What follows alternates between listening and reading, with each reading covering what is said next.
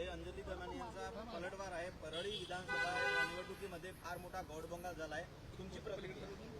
हे पहा, जे चित्र आपण त्या ठिकाणी पाहिलेलं आहे, 82 दिवसाच्या नंतर एसपींनी त्या प्रकारावरती गुन्हा दाखल केलेला आहे. त्या राष्ट्रवादी काँग्रेस पक्षाचे उमेदवार राजेसाहेब देशमुख, त्यांचा बॉडीगार्ड ॲडव्होकेट माधव जाधव यांच्या बाबतीमध्ये कशा प्रकारचं वर्तन त्या ठिकाणी केलं जातंय. अगदी त्यांना म्हणजे बॉडीगार्डला सुद्धा चुटकी वाजवून, पोलिसांना चुटकी वाजवून हे कोणाच्या जीवावरती हे लोकांनी केलेलं आहे. आणि परत त्यांना मारहाण सुद्धा केली. आणि या प्रकाराचा फटका महायुतीला बीड जिल्ह्यातल्या इतर 5ही मतदारसंघात बसलाय. आम्ही 10-10, 5-5 हजार मतं आमचे कमी झाले. हा जो प्रकार झालता तो त्याच दिवशी व्हायरल झाला होता. ऍक्च्युअल तत्कालीन एसपींनी, कलेक्टरांनी लगेच त्याच्यावरती गुन्हा दाखल करायला पाहिजे होता. परंतु 82 दिवस उजाडलेत. हे चुटक्या वाजवणारे, हे पिस्तोलवाले, हे गुंडाड जे आहेत, हे सगळेच्या सगळे जेलमध्ये गेले पाहिजेत अशी आमची मागणी आहे. आणि यावरून आपण ओळखून घ्या की परळी विधानसभा मतदारसंघात मतदान कसं पार पडलं असेल. ते अर्ध्याच्या वरती म्हणजे 330 पैकी 200 बूथ अक्षरशः ताब्यामध्ये होते. हे यावरून सिद्ध होतं. नाही, ती मागणी त्यांनी केलेली आहे. ज्यांनी निवडणूक लढवली त्या उमेदवारांनी करावी, त्यांनी करावी. आणि दुसरं, महादेव मुंडेंच्या पत्नी जर उपोषणाला बसले असतील तर एसपी साहेबांना माझी विनंती राहणार आहे की ही बाब आमच्यासाठी लज्जास्पद आहे. त्या माऊलीला उपोषणाला बसायची पाळी यायला नाही पाहिजे. 16वा महिना लागलाय आता तिचा, त्या माऊलीचा पती जाऊन. महादेव मुंडेचे मारेकरी सापडलेच पाहिजेत. आणि ज्या दिवशी तपास डीवायएसपी कडे दिलाय त्या दिवसापासून 12 ते 15 लोक परळीमधले गायब आहेत. जे गायब आहेत ते एसपींनी आणि एलसीबी आणि तिथले डीवायएसपी यांनी उचलून आणावेत आणि जेलमध्ये घालावे. 100% आकाचा संबंध आहे.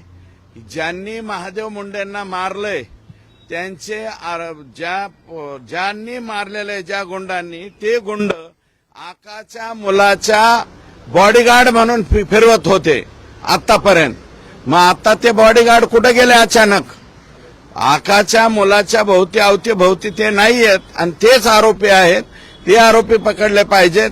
मी 100% महादेव मुंडेंच्या सौभाग्यवती ज्या त्या ठिकाणी बिचारी माय माऊली उपोषणाला बसले, मी 100% त्या माऊली बरोबर आहे. मुख्यमंत्र्यांची भेट घेतली तुम्ही, अण्णा मुख्यमंत्र्यांची भेट घेतली. ही जी 15-16 नावं तुम्ही सांगताय ते नावांची तुम्ही त्यांना लिस्ट दिली का आणि काय चर्चा झाली एकंदरीत? हे बघा, या नावांची एसपीला मी यादी दिलेली आहे. डिटेल पत्र दिलेलं आहे महादेव मुंडेंच्या बाबतीमध्ये.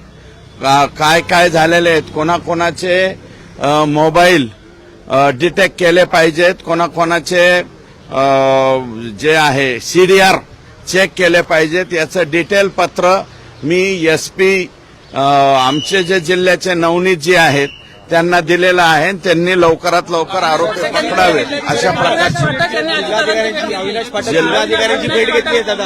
अविनाश पाठक यांनी भेट घेतली. त्यांनी जे नियोजन साहेब यायला लागले, नियोजन विभागाने जे 2 वर्षाच्या प्रशासकीय मान्यता मागितल्या त्यासाठी कलेक्टर भेटले होते. मी उद्या परत अजितदादांना भेटणार आहे. 2 वर्षाच्या नाही, 5 वर्षाच्या प्रशासकीय मान्यता तपासल्या पाहिजेत. कारण सर्वाधिक जास्त गोंधळ 2019 ते मी तर 73 कोटीचं बोगस बिल काढले, पण त्याची यादी घेऊनच आलो अजितदादांना दाखवायला. परंतु सीएम साहेब